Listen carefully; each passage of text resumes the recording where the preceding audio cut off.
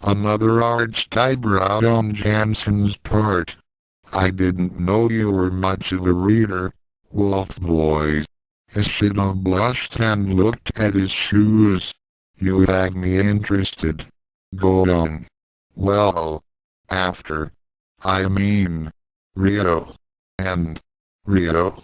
Do you mean Gosla your Boy Scout? Boy Scout. I mean, Saotome. Remember that book he was reading? Childra's expression became a queer mixture of revulsion, longing and envy, but her eyes were absolutely dreamy. Oh, yes. Are we talking about the same book? The Nero. Nime. Childra nodded, still looking into space.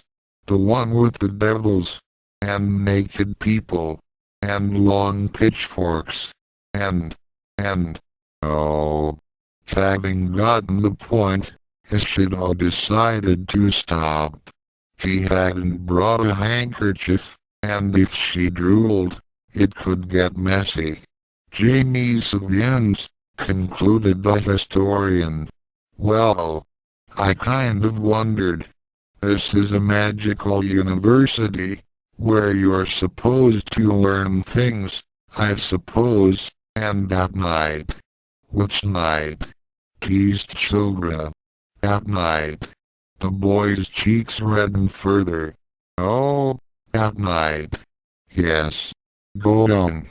I mean, that night was magical, and, well, he scratched the back of his head. Spit it out. I was looking for a magical copy of the Kama Sutra. Childra's face faltered, then laughed, tossed her head back and hugged Hurlo-Bisamum, smothering him with kisses. My dear boy, there's hope for you yet? Not. Here she grinned.